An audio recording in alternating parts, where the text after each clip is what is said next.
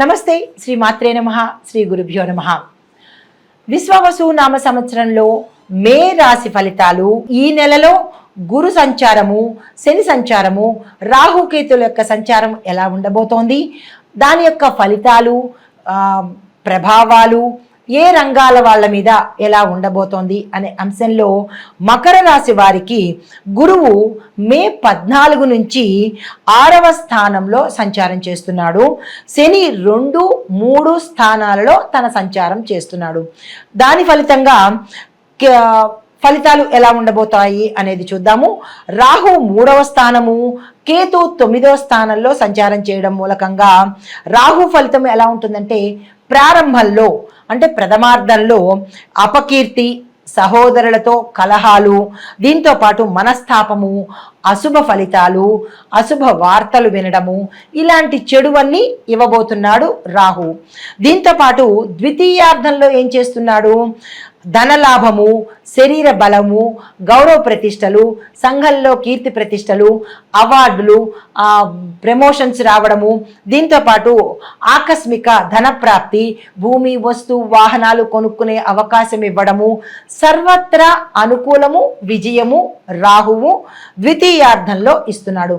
అయితే మరి శని భగవానుడు ఏమిస్తున్నాడు అంటే, ఎప్పుడు ఏదో ఒక విచారంగా ఉండడము, కలహాలు కలగడము, ప్రయత్నాలు ఏం చేసినా ముందుకు వెళ్ళలేని పరిస్థితి, పాపకార్యాలు చెయ్యాలి అంటే 2, 3 స్థానాల్లో సంచారం చేస్తున్నాడు కాబట్టి ఇట్లాంటివన్నీ కలిగించబోతున్నాడు. పాపాలు చెయ్యాలి, పాపకార్యాలు చెయ్యాలి, అలాంటివన్నీ ప్రథమార్థంలో కలగజేయబోతున్నాడు. ఎప్పుడైతే 2వ స్థానం నుంచి 3వ స్థానంలోకి వచ్చాడో, ఈ మిగతా అర్ధభాగము అంటే ద్వితీయార్థంలో సంతోషము, ఆకస్మిక ధనప్రాప్తి, మీరు ఏ పని చేసినా ముందుకు వెళ్ళడము, గౌరవ ప్రతిష్టలు కలగడము, దీంతో పాటు ఆరోగ్యం బాగుండడము, మీ రంగాల్లో లాభాలు కలగడము, శుభవార్తలు, శుభకార్యాలు చేయడము, ఆకస్మిక ధనప్రాప్తి, ఇలాంటివన్నీ శుభ సూచనలు, విజయాలు, సక్సెస్ని ఇవన్నీ ద్వితీయార్థంలో మకర రాశి వాళ్ళకి శని భగవానుడు అందిస్తున్నాడు. అయితే మరి గురు ఫలితం ఎలా ఉండబోతోంది అంటే కనుక, చేసే వృత్తుల్లో ధనము ఇవ్వడము, కుటుంబంలో అభివృద్ధి, శుభకార్యాలు చేయడము, తర్వాత ఏ పని చేసుకున్నా సక్సెస్ సాధించటము, ఇలాంటి ధనానికి సంబంధించి కానీ, ఆరోగ్యానికి సంబంధించి కానీ, సక్సెస్కి సంబంధించి కానీ గురుబలము ఎక్కువగా ప్రథమార్థంలో ఉండబోతోంది. అయితే ద్వితీయార్థంలో చూసినట్టయితే కనుక దానికి పూర్తిగా వ్యతిరేకంగా కలహాలు రావడము, దొంగ వలన, అగ్ని వలన ప్రమాదాలు, ప్రయాణాల్లో ఇబ్బందులు కలగడము, భయము, ప్రభుత్వ రకంగా ఇబ్బందులు కలగడము, ఇలాంటివన్నీ అంటే కొన్ని మిశ్రమ ఫలితాలు ఇవ్వబోతున్నారు. ప్రథమార్థంలో మంచిగాను, ద్వితీయార్థంలో ఇబ్బందులు కలగచేసేటట్టుగాను, ఏ పని జరగనట్టుగాను ఇవ్వబోతున్నాడు గురు ఫలితము.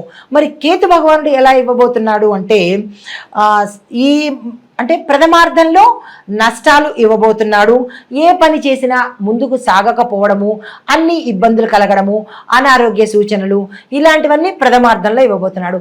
మరి ద్వితీయార్థంలో ఎలా ఇవ్వబోతున్నాడు అంటే కనుక, ఏదైతే ప్రథమార్థంలో నెగిటివ్ చేశాడో దానికి పాజిటివ్గా మీరు ఏ పని తలపెట్టినా సక్సెస్ అవ్వడము, బంధుమిత్రులతో రాకపోకలు, ఆరోగ్యం బాగుండడము, దీంతోపాటు వ్యాపారస్తులకైతే ధనం రావడము, ఆకస్మిక ధనప్రాప్తి, భూమి, వస్తు, వాహనాలు కొనుక్కోవడము, దీంతోపాటుగా సంతాన మూలకంగా లాభాలు కలగడము, తరువాత ఫ్యూచర్లో మీరు ఏ పని తలపెట్టాలన్నా, పెట్టుబడులకు కానీ, లేదా గృహాలు కొనుక్కోవడం కానీ, లేదా నిర్మాణ కార్యక్రమాలకు కానీ, మీరు ఏ పని చేసినా సక్సెస్ని ఇచ్చేందుకు కేతువు ద్వితీయార్థంలో ముందుకు వస్తున్నాడు.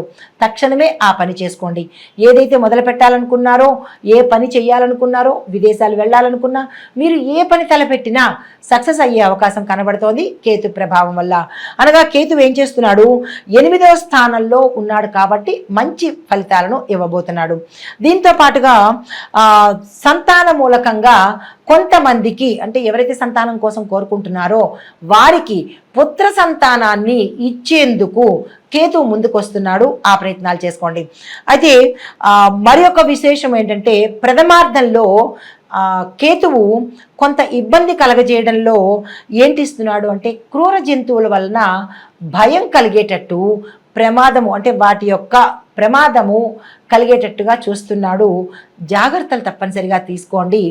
ఈ విషయంలో కేతువు ప్రథమార్థంలో జంతువుల వలన భయాన్ని కలగజేస్తున్నాడు. గుర్తు పెట్టుకుని జాగ్రత్తలు తీసుకోండి. అయితే మిగతా రంగాల్లో ఉన్న వారికి ఎలా ఉండబోతోంది అంటే కనుక వ్యవసాయదారులకు చూసినట్టయితే చాలా అనుకూలంగా ఉంది. మంచి దిగుబడి కూడా వస్తుంది. మీ దిగుబడికి అంటే మీ పంటల యొక్క దిగుబడికి సంబంధించి మార్కెట్లో రేటు కూడా ఎక్కువగా పలికే అవకాశం కూడా గోచరిస్తోంది. ఉద్యోగస్తులకు చూసుకున్నట్టయితే మీ యొక్క శ్రమకు తగిన ఫలితాన్ని కూడా మీరు పొందుతారు. దీంతో పాటు దూర ప్రాంతాలకు బదిలీ అవ్వడము, శుభకార్యాల కోసము ధనము ఖర్చు అయ్యే అవకాశం కూడా కనబడుతోంది. అంటే కొంతమంది వేరే ప్రాంతాలకు వెళ్ళేటప్పుడు ధనం ఎక్కువగా ఖర్చు పెట్టే అవకాశం గోచరిస్తోంది.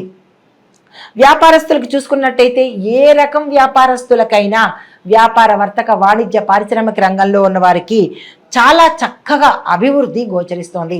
మీరు పెట్టుబడులు పెట్టాలన్నా లేదా విదేశాలు వెళ్ళి అక్కడ మీ యొక్క వ్యాపారాన్ని స్టార్ట్ చేయాలన్నా కానీ ఇది కరెక్ట్ సమయము. తక్షణమే ఆ పని చేసుకోండి.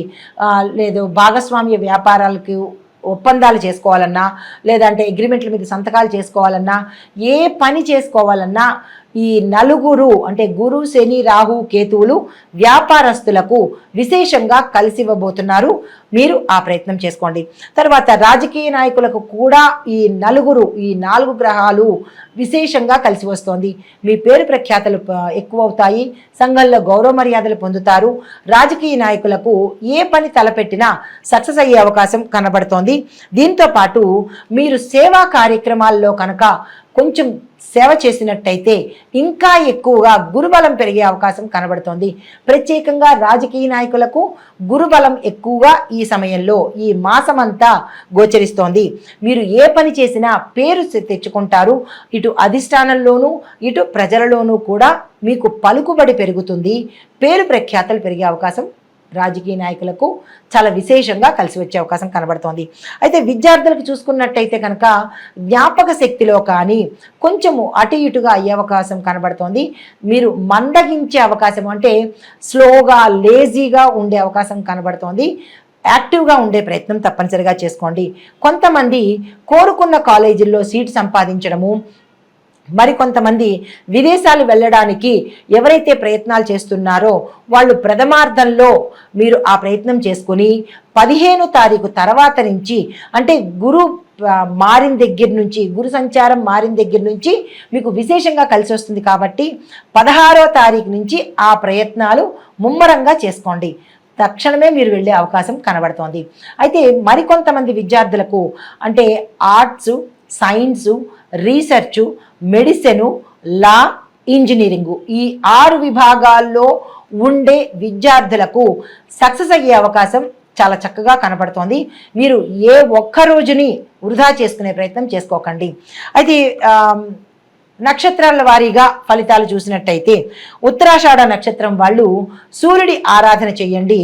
నవగ్రహ ఆలయంలో సూర్యుడికి అర్ఘ్యం ఇవ్వడము, పూజ చేసుకోవడము లేదా మంత్ర జపం చేసుకున్నట్టయితే కనుక రవిగ్రహానికి సంబంధించినటువంటి దోషాలు అనగా పదవులు పోవడం కానీ లేదా అంటే పదవులు అంటే రాజకీయ పదవులు కాదు, మీరు ఉండే కేడర్స్ ఉద్యోగస్తులకైతే కేడర్స్ మారడంలో కొంచెం జాప్యం జరిగినట్టయితే కనుక ఈ సూర్యారాధన చేస్తే విశేషంగా కలిసి వస్తుంది. సూర్యుడు లీడర్షిప్ క్వాలిటీస్కి, రాజయోగానికి, ఆరోగ్యానికి ఆయన ప్రదాత, ఆయనే ఇస్తాడు. కాబట్టి ఆయన్ని మీరు ప్రసన్నం చేసుకోవటానికి ప్రతి ఆదివారము సూర్యనారాయణ మూర్తి స్తోత్రాన్ని కానీ సూర్య ఆరాధన కానీ చేసినట్టయితే ఎవరెవరికి ఏ ఇబ్బందులు ఉన్నాయో తొలగిపోయే అవకాశం ఉంది. అయితే ప్రత్యేకంగా సూర్యుడికి మాత్రము ఒక నిబంధన ఉంది.